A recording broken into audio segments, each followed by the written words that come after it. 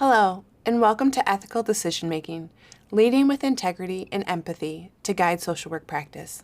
My name is Abigail Eiler, and I'm an adjunct faculty in the School of Social Work at the University of Michigan.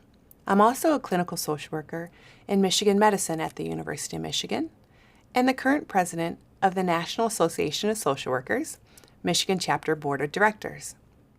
When I think about social work and ethics, I always think back to why we choose the profession as social workers. There's a desire to help others. We're able to deeply focus on improving the health and well-being of individuals, families, groups, and communities that we serve. We also have the ability to exist and make an impact on various levels. The macro level, with policy change, the meso level, working in communities and doing community organizing, and the micro level, where we're meeting with individuals, families, and groups. Social work practice is guided by ethical principles and standards. There's a clear mission and vision which is defined by the National Association of Social Workers. How are we expected to practice? The National Association of Social Workers abides by 6 core values which are defined in the organization's Code of Ethics: service, social justice, dignity and worth of a person, the importance of human relationships, integrity, and competence. There are a few conduct tips that I recommend as it relates to ethical practice. First and foremost, always having high standards for your practice.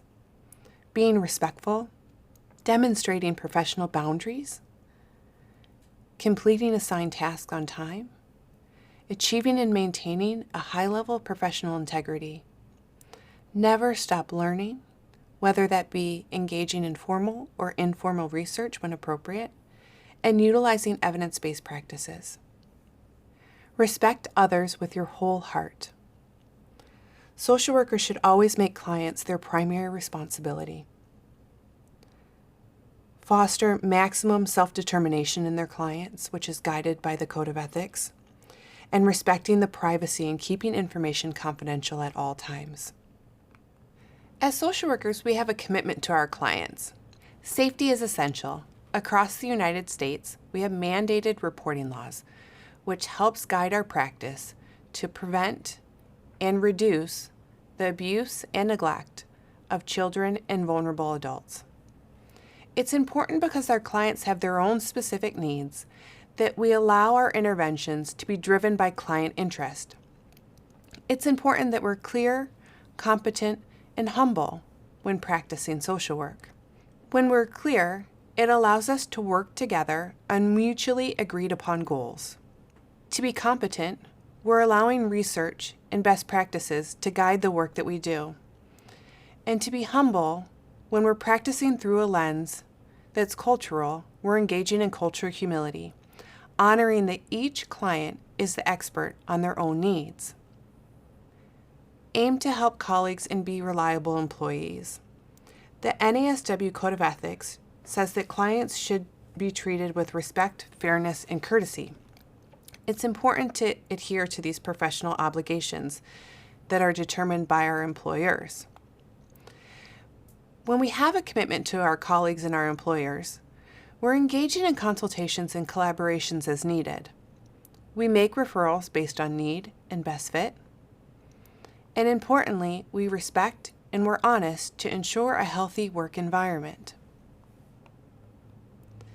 Implement social change. Social workers should uphold, represent, and advance the values of the profession as outlined in the Code of Ethics. We have a level of commitment in practice settings to the profession as well as to the greater society. To engage in ethical practice, we have a commitment in our practice settings, both to the profession and the broader society. We do so by conducting evaluations and making contributions to further research, by avoiding discrimination, determining how to work as a collective, and demonstrating that. Our service requires our participation, so it's essential that we speak up and we speak up often.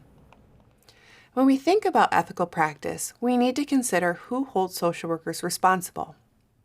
Our clients, groups, families, colleagues, various systems, whether it be the education system or the legal system, communities, everyone, most importantly, ourselves. Doing check-ins on the code of ethics in our practice can help guide standard principles that are expected of social workers. There's recommendations for engaging in this reflective practice that I'm speaking about. Review the code of ethics often. Monthly is recommended. Utilize supervision and consultation, whether that mean with peers, with mentors, with colleagues. Always seek additional formal and informal education, whether that mean getting your bachelor's, master's, or doctorate degrees. Also, attending different workshops. Continuing education courses are also required. In the state of Michigan, we are required to attend 45 hours of continuing education units per licensing period, which lasts 3 years. In addition to the 45 credit hours, we must include both pain and ethics as part of our licensing requirement. There are various resources to utilize when considering how to engage in ethical practice. The National Association of Social Workers has an Office of Ethics and Professional Review. You can request a review if you are a member of the NASW. There's also the NASW Ethics Committee. We have those both on the state and national level. The national NASW Ethics Hotline number and the Michigan chapter NASW hotline number are accessible at all times. Utilizing group and individual supervision.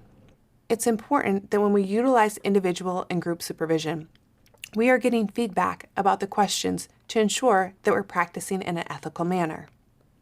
I hope you enjoyed today's overview of practicing ethically.